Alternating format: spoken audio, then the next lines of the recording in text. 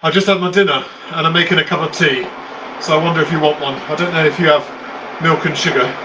Let me know and I'll happily make you a cup of tea.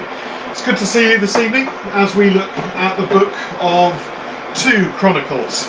You'll remember the story of 1 Chronicles yesterday. After that long list of names, we came to the reign of David and his long preparations for the building of the temple as he amasses all of the cedar, all of the bronze, all of the gold that's needed for building that temple.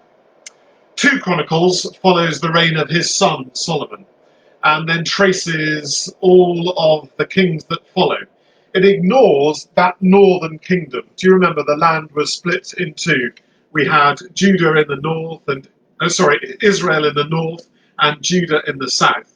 Well, you get nothing about Israel in 2 Chronicles. It just focuses on that southern kingdom, on Judah, and all of the kings in David's line after Solomon. Until, that is, we get to the end of the story when Judah is taken off into exile, conquered by the Babylonians, and led off into defeat in a foreign land. Elsewhere, we find out how the people of God discovered that God wasn't just with them in the land that he gave to them, even after they'd decided not to keep the law.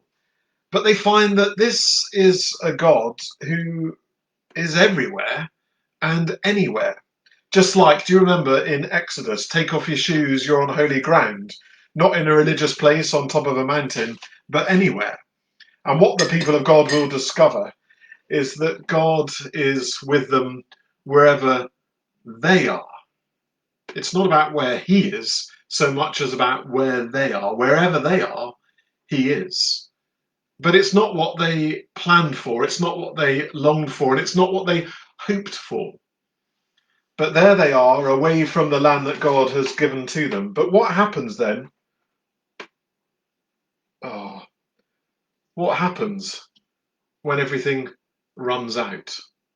Well, here's where it gets very interesting. If you turn to the end of the Old Testament in what we call, in our version of the scriptures, the Old Testament, you'll find that it ends with the book of Malachi. And at the end of Malachi, there is a promise of one being raised up from within who will deliver God's people. Look at the end of Chronicles, and what do you find? You don't find someone from David's line. It's really interesting. Having traced David's line through Solomon and all of the kings, we don't get one of them popping up at the end, or even talk of one of their descendants being the people who will deliver Jerusalem. Instead, what we get is talk of an outsider, a foreigner being used by God to rescue God's people. 2 Chronicles ends with talk of Cyrus, the king of Persia, being the one who opens up a new future for Jerusalem, for God's people, for that southern kingdom of Judah. And that's why Chronicles comes at the end of the Hebrew scriptures in the way that the Jewish people order their scriptures. What you get at the end isn't Malachi, you get 2 Chronicles, and this talk of foreign kings being used by God to open up a new future for his people. Even if God's people are at the end of their resources, even if everything seems to have run out for them in terms of what they have, well, God's power is never exhausted, and he is able to use anything and anyone in order to deliver his people.